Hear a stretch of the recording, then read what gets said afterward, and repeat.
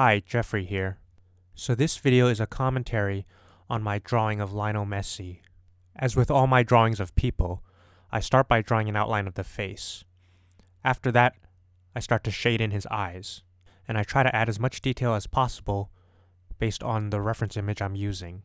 The eyes are the most difficult part to get right, so you want to make sure that you start with those because if they aren't right, you can start over without wasting too much time and being further into a drawing. The next thing I draw is his eyebrow. Now, the reference image I was using was very high quality, so I could really zoom in and see a lot of the details into the pixels, and I used a lot of different colors to draw his eyebrows because, like I said, the image was really high resolution, so I could see there was all kinds of different colors in his hair. Some include brown, pink, even a little bit of green and orange. After drawing the eyebrows to a certain degree, I then start to draw in his mouth and a little bit of his mustache because those will also help me to determine whether or not this drawing will look like him and I can continue. I move around a bit, but basically I'm trying to draw the elements that will make the drawing look like him. So here I start to shade in his other eye and his other eyebrow, and then I start to shade in his nose. As I shade in his skin, I'm putting several base layers and then drawing the pores on top of that.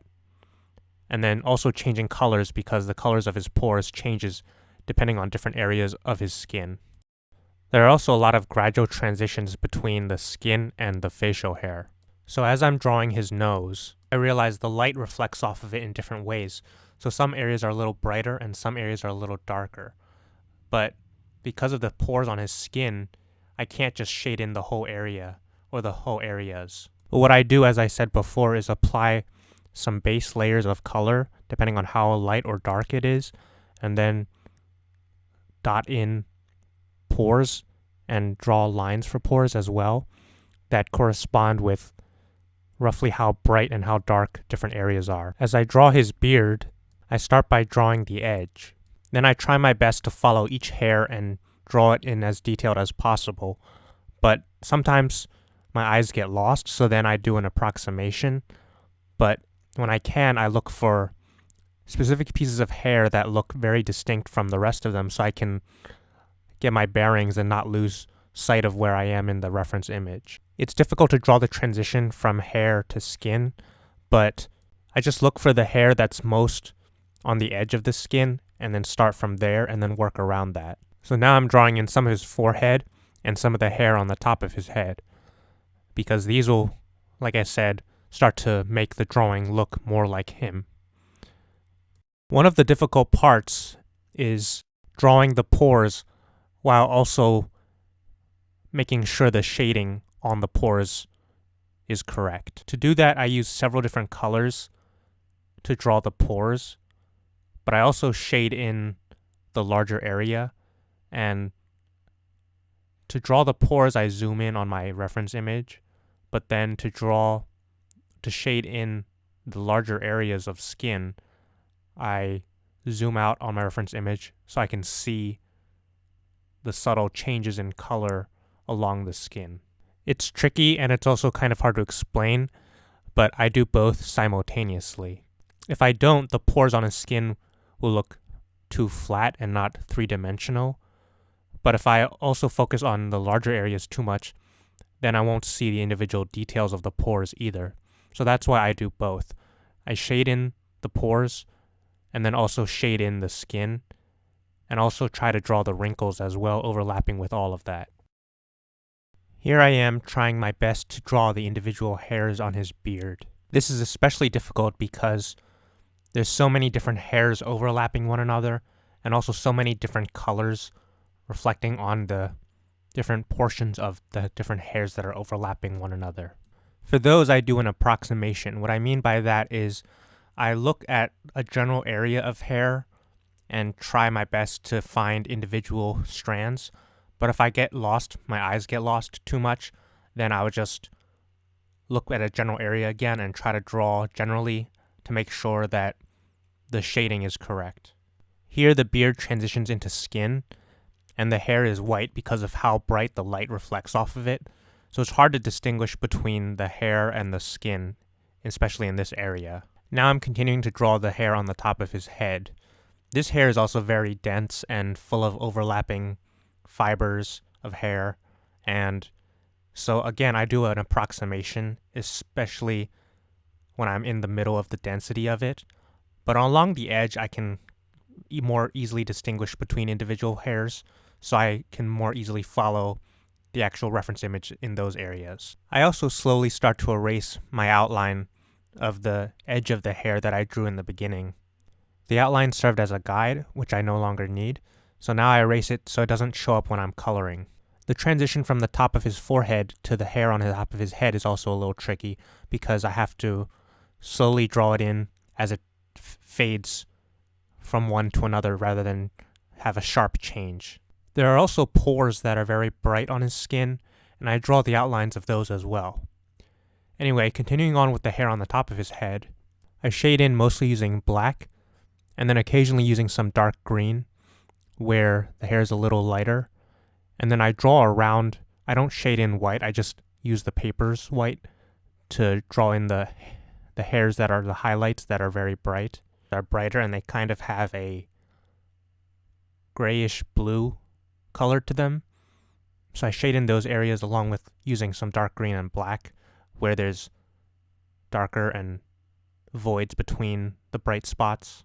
With the hair along the edge and on the back of his head, I use warm and cool grays on the very edge, followed by some light greens and grayish greens, and then darker greens, and then finally black when I reach the middle of his head. And here I start to draw in where his hair fades into his skin. And this area is something I've never drawn before, so the technique I use is I color in the skin first, the colors of the skin, and after I've blended in all those colors, I then use a dark pencil like black or dark gray and then draw each individual hair, making sure to control the density. From the top of his hair is more dense, so I draw hair fibers more frequently, and then as I move towards his ear, I draw them less frequently and space them farther apart. Then I connect his beard hair to the hair on the top of his head, and the point where they meet is where I start to shade in his ear. Shading in his ear is pretty straightforward. There are some shadows where the colors become more vibrant and dark, and I shade that in around the lines of his ear. And then for the lighter areas, I use lighter colors, of course, and some, white to then brighten it. Next, I start to shade in his neck, which has kind of lots of lines in the shadows, so making sure to capture all of those. Now here's where things get interesting.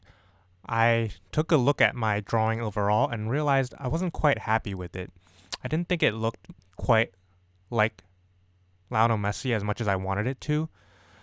So I made the tough decision to start over. And actually what you're seeing on screen right now is my 5th attempt. So I started over 4 additional times, and I didn't record the 3 between, and then got to this point. But anyway, I basically used the same technique as I did the first time. I just tried to look more carefully at his eyes to make them more correct and make the skin more smooth. Not focus so much on the detail as much, but focus more on the overall picture to make it look like him. But still capture the detail, but just not like in a way that would make it look messy. Anyway, moving on from there, after I got his face and neck correctly drawn, I decided to move on to draw his shirt. Starting with the stripes, because those were the easiest, and also they connect with his neck and are close to it. But then I start to draw. I notice he has a lot of pattern on his clothes later on. So here I am starting to draw some of that pattern. It consists of dots, and then also combined with some folds in his shirt, which have varying levels of shading and amount of light. I start by drawing the dots, which sometimes follow the direction of the folds. And then I shade in those areas using a combination of light purples and light blues. Here his shirt becomes blue, and the dots become harder to see. So I zoom in on my reference image so I can more clearly see the dots and dot them in using a combination of blues and black and purple blues. After I have completed drawing this blue stripe, I move on to the next stripe to the right, which is a white stripe. Similarly, I add the dots and dot them in row by row and make sure they align with the dots and patterning in the previous stripe. This next blue stripe is a little bit different because there is a logo in the middle of it. This logo breaks up the patterning a little bit, so I have to draw around it, and then eventually I start to fill it in. But even though I have to draw around it, I have to make sure that the pattern still aligns on the other side of the logo, if that makes sense. And then I fill in the logo itself.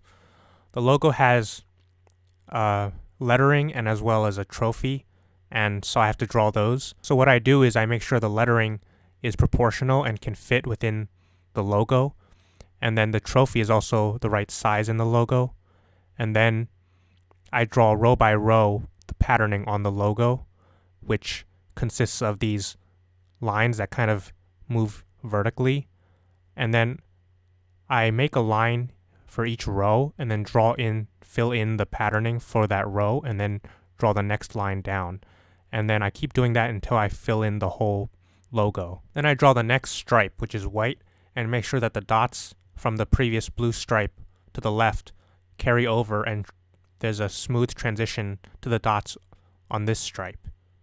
As I move up on this stripe, it gets lighter and lighter and more blurry. And the same is true for the next blue stripe. Thus I make the dots more fuzzy. Here the pattern is interrupted by another logo, and this logo consists of stars and other shapes. And I use different colors to draw that portion in, and then I draw in the lettering, which I messed up, so I had to redo and replace where I put it. But after that, I color the pattern around the lettering, which is more fuzzy than the other one and doesn't have rows. So I just color it all in and then add in dots and other lines. Then the only thing left to draw is the stripes on his right shoulder, and then the last stripe on his shirt, which consists of patterns that fold inwards. And again, the patterns here are not as clear as the other place, so you can't really see the dots, so I just color it in. And so then I have completed this drawing. So then I add my signature, my first and last name in cursive, and the date that I completed it.